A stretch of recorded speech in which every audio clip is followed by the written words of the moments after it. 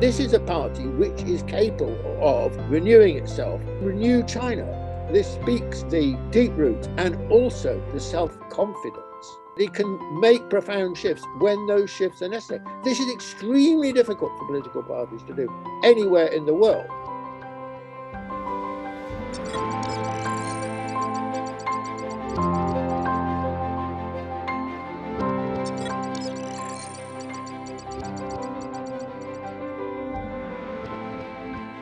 It's a reflection of the political system.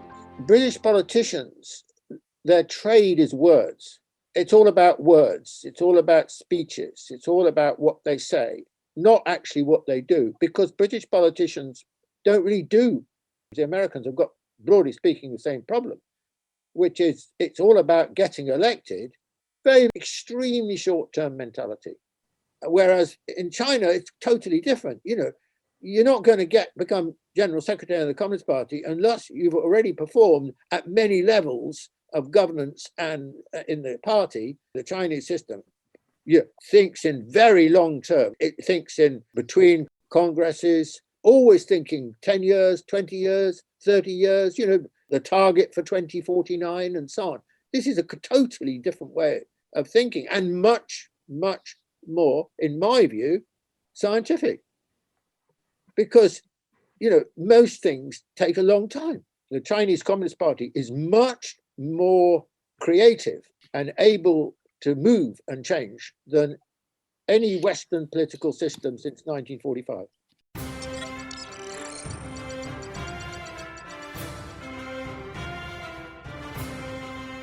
The Chinese Communist Party does enjoy great support amongst the people. And that is why it has managed to maintain its rule for so long. The Soviet Communist Party, by and large, represented a very small group, the working class. The Chinese Communist Party really had deep roots, and they represented the vast majority of the Chinese. It was the Chinese Communist Party's ability to renew itself. What does that tell us? It shows you the deep roots of the Chinese Communist Party. I think this is very important. You start off with economic reform. That's what you've got to sort out. That's what Deng Xiaoping was absolutely right about that. You've got to sort out economic reform. And the Soviet Communist Party didn't. And even when things didn't go so well, like towards the end of the Mao period, this was a low ebb, it's end of the Cultural Revolution and so on. And this is a low ebb in China. But what is fascinating is the ability of the Chinese Communist Party to recuperate itself in that situation. I mean, Deng Xiaoping comes along and he makes really profound changes in the thinking and the policy.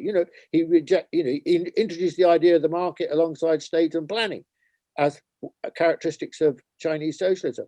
He argues against autarky and for integration, that China becomes part of the world. These are really huge shifts, which shows you the ability of the Chinese Communist Party to renew itself and renew China, that it can make profound shifts when those shifts are necessary. This is extremely difficult for political parties to do anywhere in the world.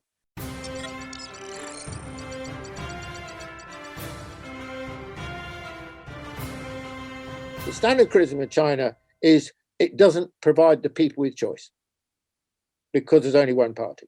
My response to that is, oh no, that's not true. There's not one size fits all. We've got a complicated world with very different histories, very different cultures, and political systems are an expression of history and culture. So you can't impose one on the other. The fact is the Western mentality is based on the belief that West is superior to everyone else. The West has run the world. It should run the world. The norms of the world should be Western norms. I'm sorry, that era is over. It is over. And it is not going to be resurrected. On the contrary, the West is in historical decline. Around the period of 2016 and leading up to 2016, there was a shift in American opinion. It began to see China, not in the old terms, but in the new terms of China is a threat. But the resolution to it, I think, will be at some point the United States will have to recognize that China, it has to treat China as an equal in the world, that it cannot any longer depend on and expect and require its primacy in the world.